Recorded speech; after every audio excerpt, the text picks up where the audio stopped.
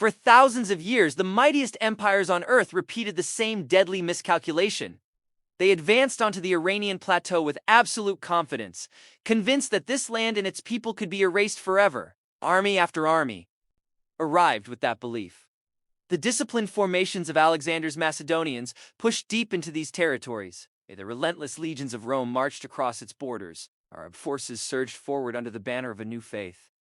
And later, the devastating Mongol armies of Genghis Khan swept through like a storm, leaving behind destruction so complete it seemed nothing could ever recover. Any other civilization struck so many times, so violently would have disappeared.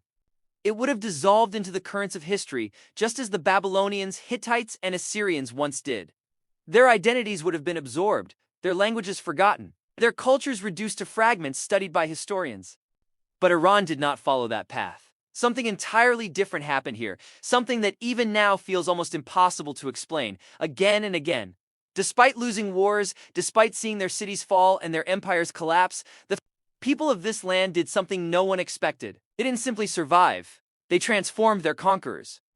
Within a few generations, those who arrived as invaders began speaking Persian, adopting Persian customs, building in Persian styles, and governing according to Persian traditions. It was as if the land itself reshaped those who tried to dominate. This wasn't a one-time occurrence. It happened repeatedly across centuries. The Iranian world didn't just endure invasions, it absorbed them, turning outsiders into insiders. It digested entire empires and folded them into its own identity. That raises a powerful question. How did this civilization manage to endure when so many others vanished? How did it maintain its core identity across thousands of years of upheaval? And why did a land once known across the world as Persia choose to reclaim the name Iran, insisting that others recognize it on its own terms?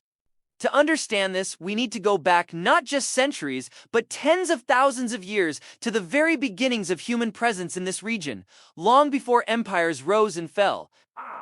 This land was already witnessing the slow evolution of humanity. Around 50,000 years ago, Neanderthals lived across these. Over time, they were replaced by early modern humans who began shaping the environment in new ways. But the true turning point came much later, when human societies here began transitioning from scattered groups into organized communities. Archaeological discoveries reveal that as far back as 6,000 to 7,000 years ago, complex settlements were already forming in what is now Iran. These weren't simple villages, they showed signs of urban planning, craftsmanship, and social organization. Cultures like Giraffe and the construction of massive structures such as ziggurats demonstrate that this region was developing alongside, not behind, other early centers of civilization like Mesopotamia and ancient Egypt. In fact, Iran's role in early human development is often underestimated. While Mesopotamia is widely recognized as the cradle of civilization, the Iranian plateau was evolving in parallel, contributing its own innovations and cultural foundations.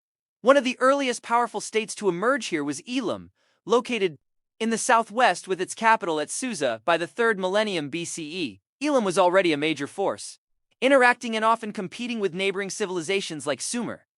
At times, it even exerted influence over them. But one moment stands out as especially remarkable. In the 23rd century BCE, the Akkadian king Naram-Sin went to war with Elam, instead of ending in total destruction. The conflict resulted in something unprecedented, a formal written agreement. This treaty recognized Elam's independence while aligning its policies with ACD. It wasn't just a political compromise, it was one of the earliest known examples of international diplomacy in human history. From the very beginning, this region wasn't just a battlefield, it was also a place where new ideas about governance, negotiation, and coexistence were being born. The people we now recognize as Iranians, however, arrived later. Between roughly 2000 and 1500 BCE, nomadic tribes began migrating into the plateau from the north. These groups belonged to the vast Indo-European family. Sharing linguistic roots with cultures across Europe and parts of Asia, they called themselves Aryans, meaning noble, and referred to their land as Aryanum, the land of the Aryans, a name that would eventually evolve into Iran. These newcomers didn't erase the cultures that existed before them. Instead, they blended with them, creating something new. Over time, they formed distinct groups, including the Medes and the Persians, who would go on to shape the region's future. But perhaps the most powerful tool they developed wasn't military, it was ideological. In this land, a revolutionary belief system emerged. Zoroastrianism.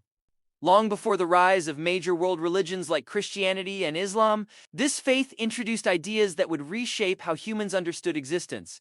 Zoroastrianism presented the universe as a battleground between two opposing forces: truth and falsehood, light and darkness, order and chaos. At the center of this struggle stood Ahura Mazda, representing truth and light, posed by a force of destruction and deceit.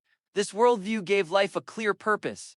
Every individual became a participant in a cosmic struggle, responsible for choosing between good and evil. It wasn't just religion, it was a framework that unified society and gave meaning to existence. Even more importantly, it introduced a concept that would later influence much of the world: linear time. Instead of seeing history as a repeating cycle, Zoroastrianism described it as a journey with a beginning and an end, a story moving toward a final resolution. This idea would spread far beyond Iran. When Persian rulers later controlled Babylon, they encountered Jewish communities living in exile. During this period, elements of Zoroastrian thought, like the concept of a final judgment and an end of days, began to appear in Jewish beliefs. These ideas would eventually pass into Christianity and Islam, shaping how billions of people understand time and destiny even today. From here, Iran's story becomes one of empire. In the 7th century BCE, the Medes established one of the first major Iranian states. Though their dominance was short-lived, they played a key role in overthrowing the Assyrian Empire.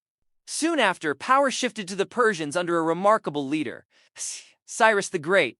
In 550 BCE, Cyrus unified the Medes and Persians, creating what would become the Achaemenid Empire, the first true superpower in history. Unlike many conquerors, Cyrus ruled with a different philosophy. He respected local customs, allowed religious freedom, and sought to integrate rather than destroy. Under his successors, especially Darius I, the empire expanded dramatically, stretching from Egypt to the Indus Valley. It governed millions of people across vast territories, introducing systems of administration, taxation, and communication that were far ahead of their time. But even this immense power couldn't last forever. Internal challenges and external threats weakened the empire, and in the 4th century BCE, Alexander of Macedon launched his campaign. His forces defeated the Persians, and the empire collapsed. For a moment, it seemed like the end. Yet this is where Iran's unique pattern reappeared. Instead of disappearing under Greek rule, Persian culture began influencing the conquerors. Even Alexander adopted elements of Persian dress and customs. Over time, Greek control faded, and new Iranian powers rose again. The Parthians and later the Sassanids rebuilt strong states, challenging Rome and Byzantium for centuries. But constant warfare took its toll, leaving the region vulnerable. In the 7th century CE, Arab armies arrived, bringing Islam. The old order collapsed and a new era began. Once again, it seemed as though Iran might lose its identity. But once again, it didn't. Instead, Persian culture deeply influenced the Islamic world. The Persian language survived and flourished. Scholars, poets, and administrators shaped the intellectual and political life of the caliphate. Rather than being erased, Iran reshaped the civilization that conquered it.